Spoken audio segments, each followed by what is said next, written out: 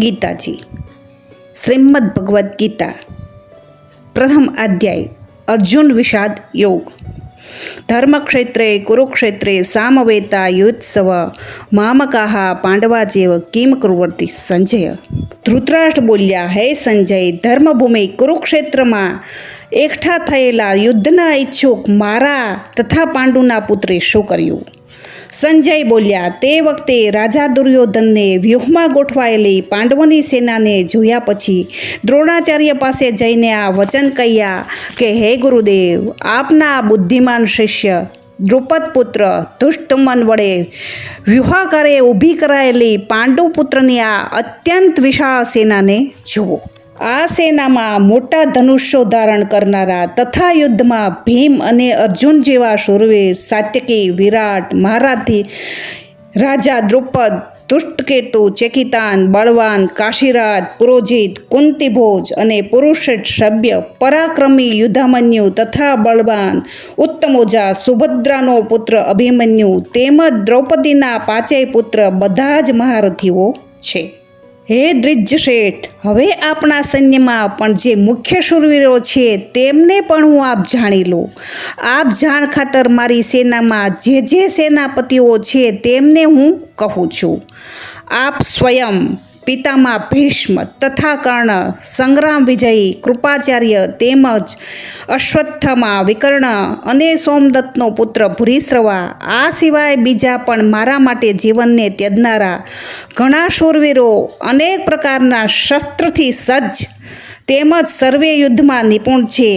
ભીષ્મ પિતામહ વડે રચાયેલી આપણી તે સેના અપરિમિત હોવાના લીધે બધી જ રીતે અજય છે, જ્યારે ભીમ વડે રચાયેલી આ લોકોની આ સેનાને તો પરિમિત હોવાના કારણે જીતવી સાવ સહેલી છે. આથી બધા વ્યુહદ્વારો પણ પોતપોતાની જગ્યાએ રહેલા તમે બધાએ સજાગ રહીને ભીષ્મ પિતામહનું જ બધી બાજુથી રક્ષણ કરો. કૌરવમાં વૃદ્ધ મહાન પ્રતાપી પિતામહ ભીષ્મે તે દુર્યોધનના હૃદયમાં હરખ જન્માવતા જોરથી સિંહની જેમ ગર્જીને શંખ વગાડ્યો. પછી શંખ, નગારા, ઢોલ, મૃદક તેમજ રણશિંગા વગેરે વાઘો એક સાથે જ વાગી ઉઠ્યા. તેમનો એ અવાજ ઘણો ભયંકર થયો. ત્યાર પછી શ્વેત અશ્વો જોડાયેલા ઉત્તમ રથમાં બેઠેલા શ્રી કૃષ્ણ મહારાજે અને અર્જુને પણ અલૌકિક શંખ વગાડ્યા. શ્રી કૃષ્ણ મહારાજે પાંચજન્ય નામનો શંખ, અર્જુને દેવદત્ત નામનો શંખ અને ભયાનક કર્મ કરનાર ભીષ્મસેને પૌંડ્રક નામનો મહાશંખ વગાડ્યો. કુંતી પુત્ર રાજા યુધિષ્ઠિરે અનંત વિજય નામનો શંખ, નકુળે અને સહદેવે સુઘોષ નામનો મણિપુષ્પક નામનો શંખ વગાડ્યા.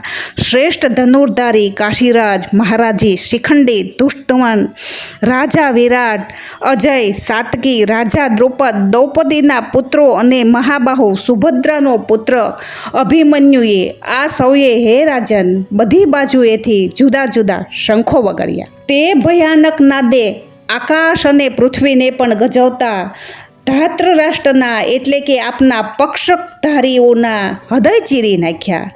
હે રાજન, તે પછી કપિધ્વજ અર્જુને યુદ્ધ માટે સજ્જ થયેલા ધૃતરાષ્ટ્ર સંબંધીઓને જઈને શસ્ત્ર પ્રહારની તૈયારી વેળાએ ધનુષ ઉપાડીને ઋષિકેશ શ્રી કૃષ્ણ મહારાજને આ વચન કહ્યું કે, હે અચ્યુત, મારા રથને બંને સેનાની વચ્ચે ત્યાં સુધી ઊભો રાખો કે જ્યાં સુધી રણભૂમિમાં ભેગા થયેલા યુદ્ધની અભિલાષા રાખનારા વિપક્ષી યોદ્ધાઓને સારી પેઠે હું જોઈ ન લઉં કે આ યુદ્ધમાં મારે કોની સાથે લડવાનું છે એ હું જોઈ તો લઉં.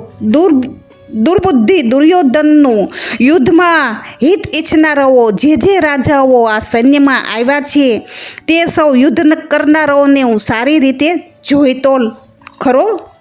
તો ખરો.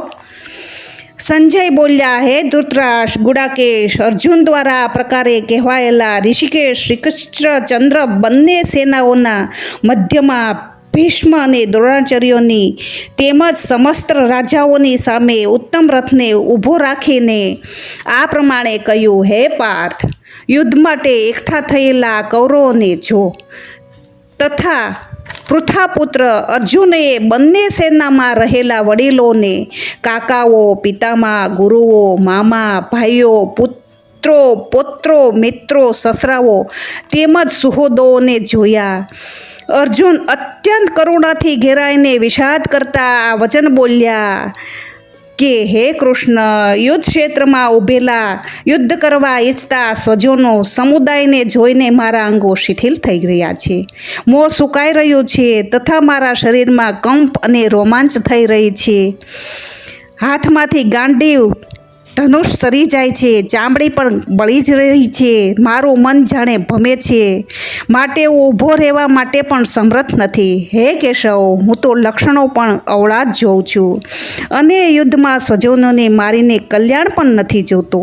હે કૃષ્ણ, હું ન તો વિજય ઈચ્છું છું કે ન તો રાજ્ય કે નથી સુખ, પણ હે ગોવિંદ, અમારે આ રાજ્યનું શું આ પ્રયોજન? આવા ભોગો અને જીવનથી પણ અમને શું લાભ? અમે જેના માટે રાજ્ય, ભોગો અને સુખો ઈચ્છીએ છીએ તે જ આ બધા લોકો તો ધન અને જીવવાની આશા જતી રહી છે, યુદ્ધમાં ઊભા છે. અહીં ગુરુજનો, વડીલો, પુત્રો તેમજ દાદા, મામા, સસરા, પૌત્રો, શાળા તથા બીજા બધા સંબંધીઓ જ છે. હે મધુસૂદન, હું હણાવું છું, છતાં પણ આ ત્રણેય લોકોનું રાજ્ય મેળવવા માટે હું આ બધાને હણવા નથી ઈચ્છતો, તો પછી પૃથ્વી માટે તો કહેવું જ શું? હે જનાર્દન, ધૃતરાષ્ટ્રના પુત્રોને હણીને અમને કયો આનંદ મળશે? આ આતતાઈઓને હણીને તો અમને પાપ જ લાગશે. માટે હે માધવ, પોતાના જ બાંધવ ધૃતરાષ્ટ્રના પુત્રોને હણવા માટે અમે યોગ્ય નથી. પોતાના સ્વજનોને હણીને અમે કેમ સુખી થઈએ?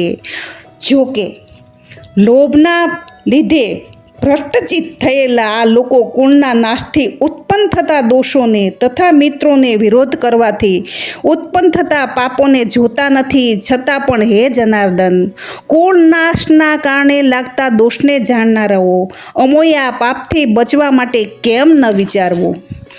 કુળનો નાશ થતાં સનાતન કુળ ધર્મો નષ્ટ થઈ જાય છે અને ધર્મ નાશ પામતા સમસ્ત કુળમાં પાપ પણ ખૂબ જ ફેલાઈ જાય છે. હે કૃષ્ણ, પાપ ઘણું વધી જતાં કુળની સ્ત્રીઓ અત્યંત દૂષિત થઈ જાય છે. અને હે વાસણેય, જ્યારે સ્ત્રીઓ દૂષિત થાય છે ત્યારે વર્ણશંકર પ્રજા જન્મે છે. વર્ણશંકર પ્રજા સતતથી કુળ હરનારાઓને તથા કુળને નરકમાં લઈ જવા માટે હોય છે. પિંડ અને તર્પણ ક્રિયાની વંચિત અને પિતૃઓને પણ અધોગતિને પામે છે. આ વર્ણશંકરકારક દોષોથી કુળઘાતીઓના સનાતન ધર્મો અને જાતિઓને સમૂળા નષ્ટ થઈ જાય છે. એટલું જ નહીં, હે જનાર્દન, જેમના કુળ ધર્મો સમૂળા નષ્ટ થઈ ગયા હોય એવા મનુષ્યનો અનિત સુધી કાળ સુધી નરકમાં વાસ થાય છે, એમ અમે સાંભળતા આવ્યા છીએ. અરે રે, ઘણા દુઃખની વાત છે કે અમે બુદ્ધિમાન હોવા છતાં પણ એવું મોટું પાપ કરવા તત્પર થયા છીએ, જે રાજ્ય અને સુખના લોભે સ્વજનોને હણવા તૈયાર થયા છીએ. એ કરતાં શસ્ત્ર રહિત અને સામનો ન કરનાર એવા મને જો હાથમાં શસ્ત્ર લીધેલા ધૃતરાષ્ટ્રના પુત્રો રણમાંથી હણી નાખે તો તે મરવો પણ મારા માટે વધુ કલ્યાણકારી રહેશે. સંજય બોલ્યા, રણભૂમિમાં શોકથી ઉદ્દિક્ત મનનો અર્જુન આમ કહીને બાણ રહિત ધનુષ્યને તજીને રથની પાછળના ભાગમાં બેસી ગયો. ઓમ તત્સદી. શ્રીમદ ભગવદ્ ગીતા સોપનિષદસુ બ્રહ્મ વિદ્યા યોગશાસ્ત્રે શ્રી કૃષ્ણ અર્જુન સંવાદે વિષાદ યોગ નામનો પ્રથમો અધ્યાય સંપૂર્ણ. બોલો શ્રી કૃષ્ણ ભગવાનની જય.